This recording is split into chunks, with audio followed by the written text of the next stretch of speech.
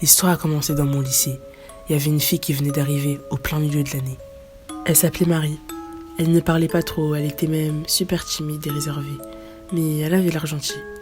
Malheureusement, elle est tombée sur les mauvaises personnes. Bella, Sylvia et Alessa. 3 élèves auxquels personne ne voulait avoir affaire. Pourquoi? Eh bien, on disait qu'elles étaient des sorcières. Des sorcières? Elles se considéraient comme des adoratrices du diable. Tu sais, l'église Saint-Christophe qui a brûlé il y a un an, des rumeurs disent que c'est elles qui l'ont fait.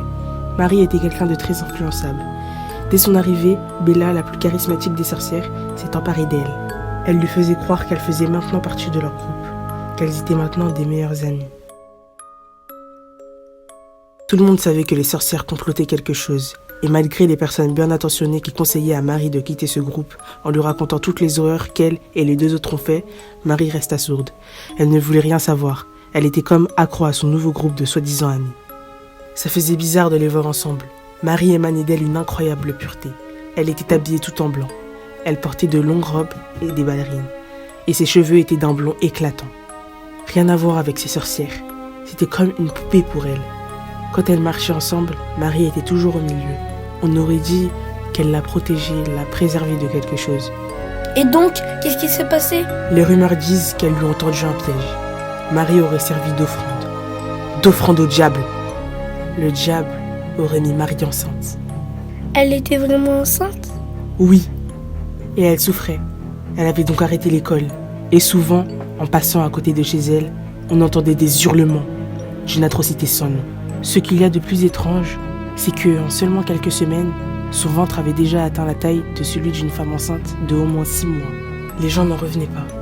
Entre-temps, les sorcières avaient complètement disparu. Plus aucune trace d'elles.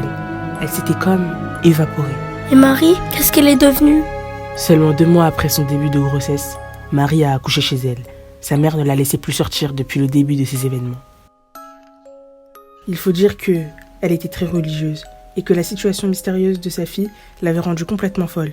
1 mois après l'accouchement, elle est morte. Marie? Non, sa mère. On l'a retrouvée sur les rails du train. Il est passé sur elle. Une vieille dame qui habitait devant la gare a dit qu'elle l'a vue se jeter.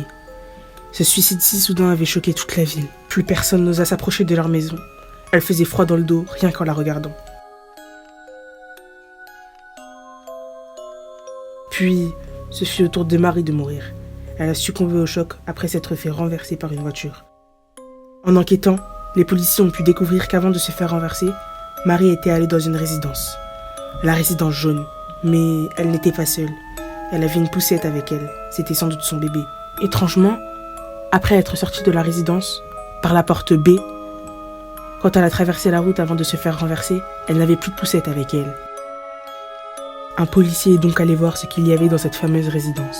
Et quand il est ressorti, il n'avait plus de langue, plus de mains. On les lui avait coupées.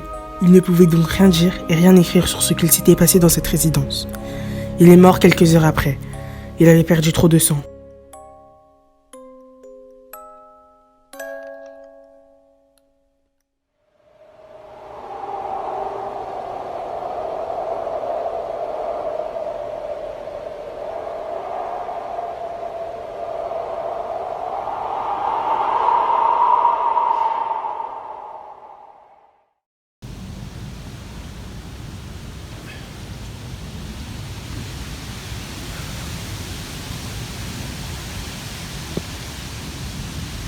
En fait, tu penses qu'il y a quoi dans cette résidence?